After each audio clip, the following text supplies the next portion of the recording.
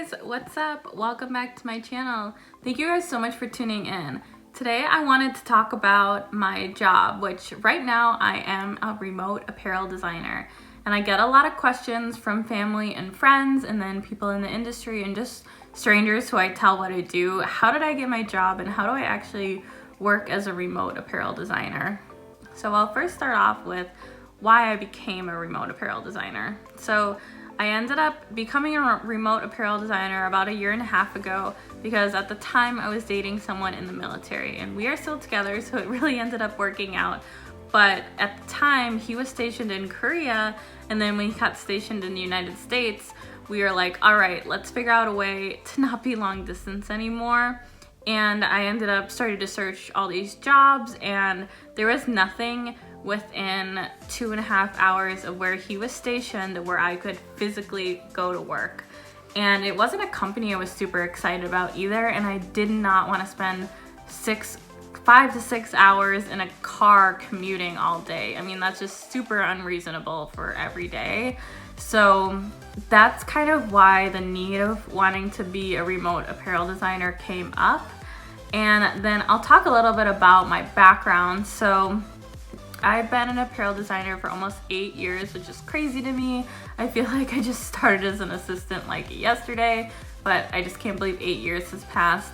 And I went to Parsons in New York City for 4 years, and I did a couple of internships there, and I ended up interning for Oscar de la Renta, which was so amazing but also so crazy, and that kind of made me decide not to want to work in LA or New York just because of how crazy the industry is. So I ended up moving back home and working for a really big box retailer that we all know and love. And I'm so grateful for my experience there. I worked there for about 6 years, almost 7 years when I decided to leave. And at the time, I had actually proposed being a remote designer for them so I could keep my job, keep my benefits, keep my business partners, keep everything that I'm familiar with, and just do it remotely. And at the end of the day, they ended up saying no, which ended up being a really good blessing in disguise. I'm glad they kind of said no because it gave me an opportunity to work at a new company and work in a totally new way.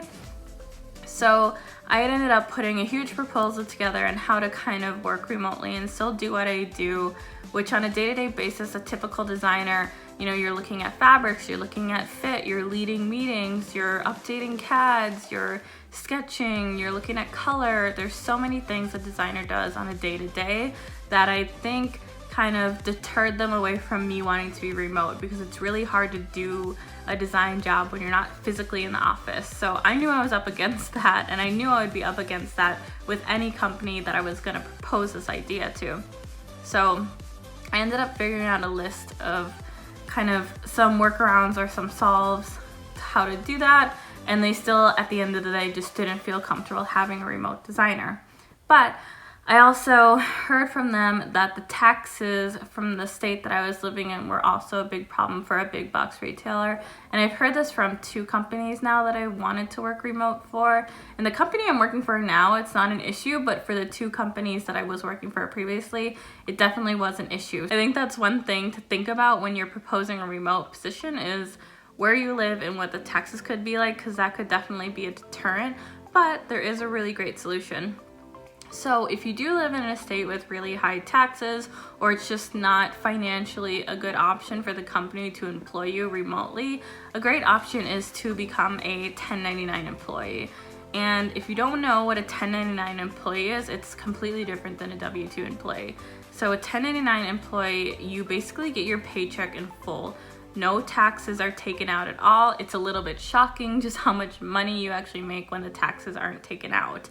And you also lose a lot of benefits. So that's one of the downsides, is that you lose your health care, you lose your 401k or any kind of retirement plan, and then you lose any job security. So with a W-2 employee, if you were to lose your job, you have some job security, but as a 1099, you don't.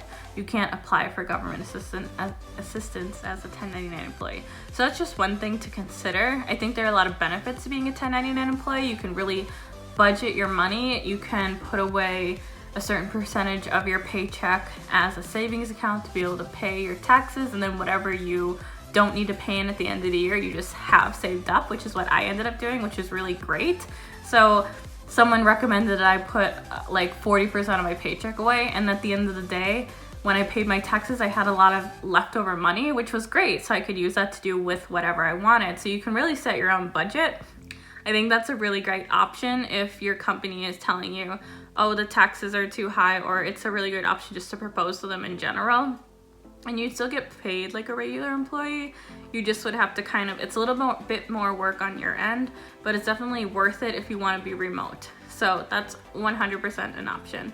So when I found out my company had said no, I went to another company, and the reason I thought this would be a good idea was because back in the day, maybe 3 or 4 years ago, at my first company I ever worked at, the Big Box Corporation, I ended up getting laid off, which was a huge shocker. And I ended up going back and working there a couple more years. But while I was laid off, a lot of my business partners that I had worked with in the past had reached out to me and asked if I wanted to be a remote employee. So that's kind of where I got the idea. Was obviously there's a need in some businesses, and some companies are willing to take on remote employees if you're giving them what they need. And I always, in the positions I worked at, I had worked in women's wear, I worked in swimwear, I worked in sleep, I had worked in intimates, and I had worked in lounge. So I had a big breadth of experiences and many business partners that I had worked with over the many years I had worked there. So I had established really great relationships with a lot of these people that I had worked with. And I almost, even though I wasn't at the time thinking I was ever gonna be remote, I'd always treat them really well and show, you know, the utmost respect and really great communication and really great execution, and be really confident when selling their products. And I think they all noticed that, because that was really what helped me get a remote design position. Almost, I kind of thought of it like every interaction I had with them was almost like a mini interview. Every email I sent was, how great are my communication skills?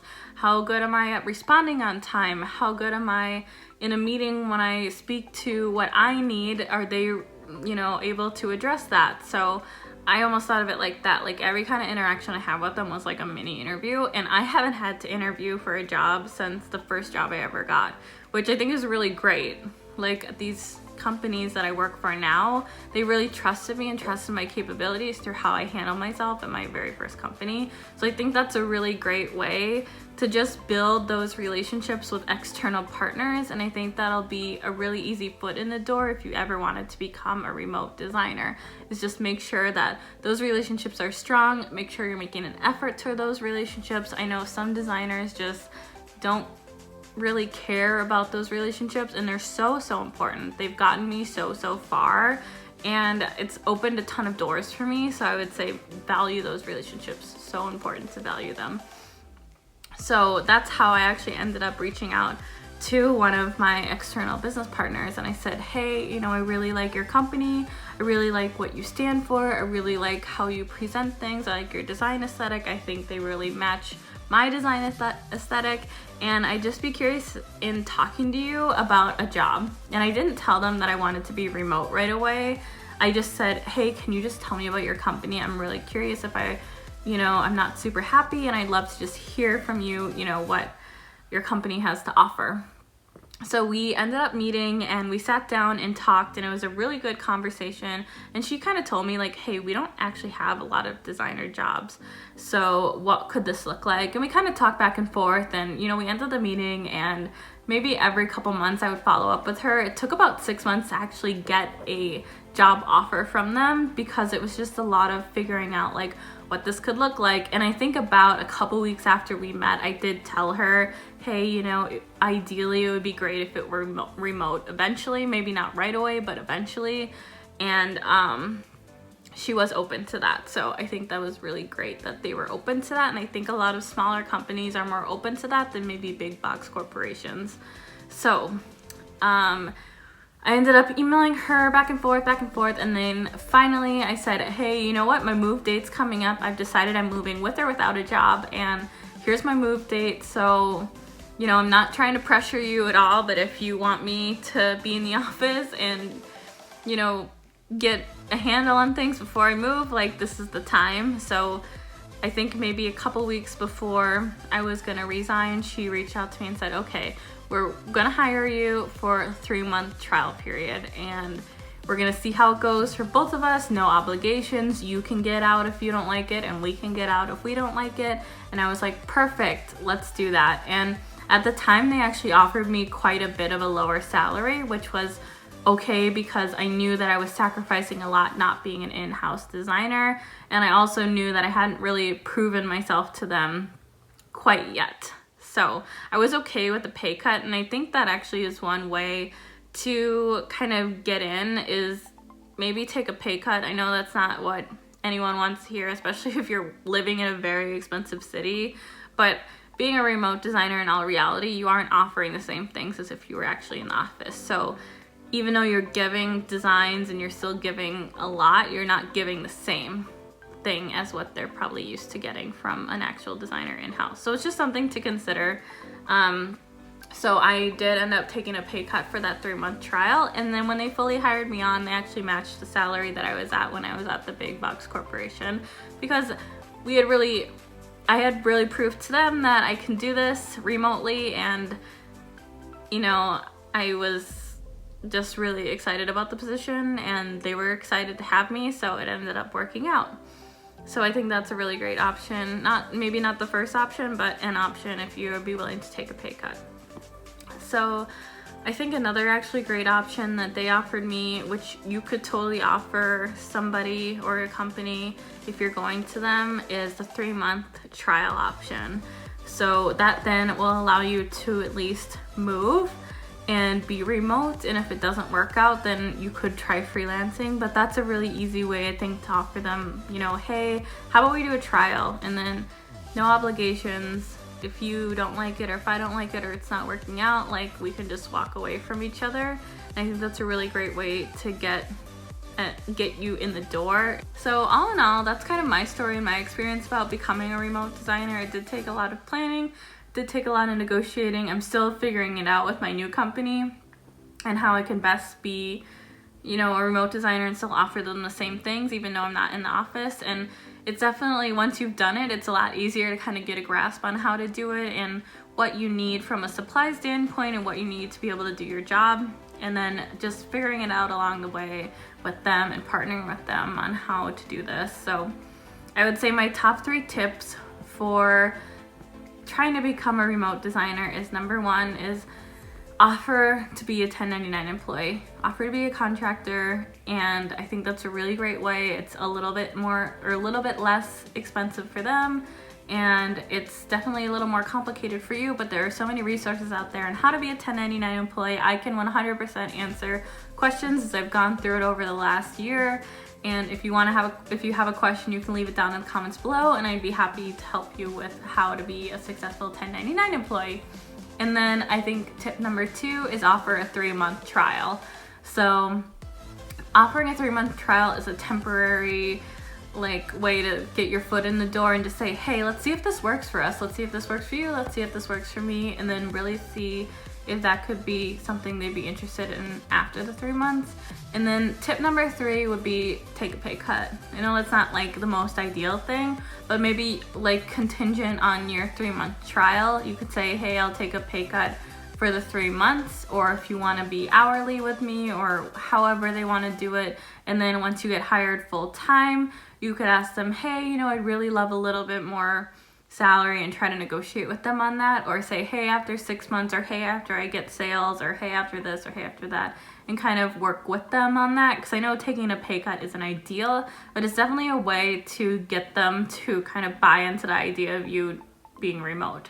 So those are kind of my tips and tricks for being a remote designer. Like I said, my day-to-day is a little bit different now that I'm at a new company, but I will actually be starting a design day in the life vlog, and starting this next Monday, I'll actually be traveling with my company, and I would love to take you guys along so you can kind of see what those trips are like for me and how I kind of work remotely for them. Thank you guys so much for watching. Please remember to give this video a like, and if you'd like to subscribe, that'd be greatly appreciated. And if you have any questions or comments below, please feel free to leave them, whether it's about being a 1099 employee or any questions on how I do my job remotely or how I got started, or anything like that, please feel free to ask me and I'd be happy to help them. Thanks guys, bye!